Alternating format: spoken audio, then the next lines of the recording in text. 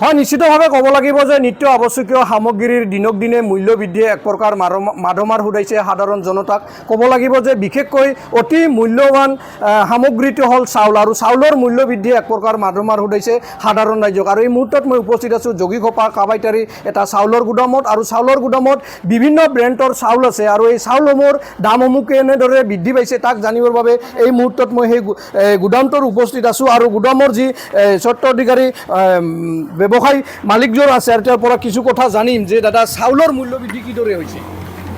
চাউলৰ মূল্য আপুনি ধৰক পাৰ কেজি 200 পৰা 300 টকা, আৰু বেছি দামীবিলাকত 500 টকা বাঢ়িছে, আৰু জেনেৰেলবিলাক পাৰ পেকেটত 100 টকা বাঢ়িছে জেনেৰেল চাউলত। আৰু মানে আমি দুখীয়া মানুহ, খাটি খোৱা মানুহ প্ৰতিটো বেগত 100 টকা বাঢ়ি আছে চাউলৰ মূল্য বৃদ্ধি। অলপ চৰকাৰে হস্তক্ষেপ দিয়াৰ পিছত অলপ মানে অলপ বাঢ়াটো কমিছে, মানে এতিয়া কমা নাই, বাঢ়াটো কমিছে, মানে অলপ আহিছে, মানে থিয় হৈ আছে বজাৰটো। দাম মূল্য বৃদ্ধিৰ ফলত গ্ৰাহকে কি কয় আপোনালোকক? প্ৰতিটো গ্ৰাহকে আমাক গালি পাৰে, ইমান দাম বস্তু বাঢ়ে না, আপোনালোকে এনে টকা লয়। প্ৰতিটো কাষ্টমাৰ সকলো বস্তুৰে মূল্য বৃদ্ধি হৈছে। আপুনি A to Z বস্তুৰ দাম বাঢ়িছে। আপুনি যোগান বিভাগ আছে, চৰকাৰ আছে, কোনো নিয়ন্ত্ৰণ নাই। সঁচা নিয়ন্ত্ৰণ নাই। গভৰ্ণমেণ্টে খালি বেলেগ কোনো খবৰ, একো খবৰ নাৰাখে, আৰু বেলেগ যি কৰিব লাগে কৰি থাকে, আৰু মানুহৰ দুখীয়া মানুহৰ কাৰণে কি হৈ আছে সেইটো গভৰ্ণমেণ্টে একো নাচায়, গভৰ্ণমেণ্টে একো খবৰ নলয় দুখীয়া মানুহৰ কাৰণে। হয়, আচলতে এয়া আছিল যি গুদামটোৰ মালিক আৰু তেওঁৰ যি ভাষ্য। ইতিমধ্যে সকলোৱে গম পায়। মোৰ লগত এজন ছাত্ৰ নেতা আছে, আৰু তেওঁৰ পৰা কিছু কথা জানিম যে মূল্য বৃদ্ধি কিন্তু অতিমাত্ৰা হাৰত বৃদ্ধি পাইছে, কিন্তু চৰকাৰৰ নিয়ন্ত্ৰণ নাই, কি ক'ব? হয়, প্ৰতিদিনে যিটো হাৰত বস্তুৰ মূল্য বৃদ্ধি পাই গৈ আছে, বৰ্তমান সাধাৰণ লোকে ৰাতি শুলে মানে ভয় খায় যে ৰাতিপুৱা আৰু বস্তুৰ দামটো বাঢ়েই নেকি, যিটো হাৰত আছে আৰু মূল্য বৃদ্ধি হয়েই নেকি। চৰকাৰক এটাই অনুৰোধ জনাইছোঁ, অকল আঁচনি কৰি থাকিলে নহ'ব। বস্তুৰো যিটো হাৰত দাম বাঢ়ি গৈছে সেইটোতো মানে পৰ্যালোচনা কৰিব লাগিব, দৃষ্টিভংগী দিব লাগিব।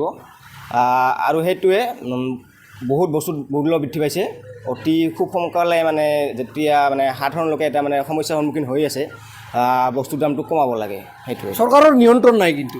হয়, চৰকাৰৰ নিয়ন্ত্ৰণ দেখিবলৈ পাইছে নেকি? নিয়ন্ত্ৰণ দেখিব পৰা নাই। সাধাৰণ লোকে বহুত মানে সমস্যাৰ সন্মুখীন হৈছে। হয়, আন এজন গ্ৰাহক আছে, আৰু গ্ৰাহকৰ পৰা জানিম যিহেতু অতি আৱশ্যকীয় সামগ্ৰীৰ ভিতৰত প্ৰধান বস্তুটোৱে হ'ল চাউল, যিটো নহ'লে মানুহে থাকিব নোৱাৰে, তাৰ মূল্য বৃদ্ধি হৈছে। এই ক্ষেত্ৰত চৰকাৰৰ কোনো নিয়ন্ত্ৰণ নাই, কি ক'ব? আচলতে নিয়ন্ত্ৰণ কৰিব লাগিব।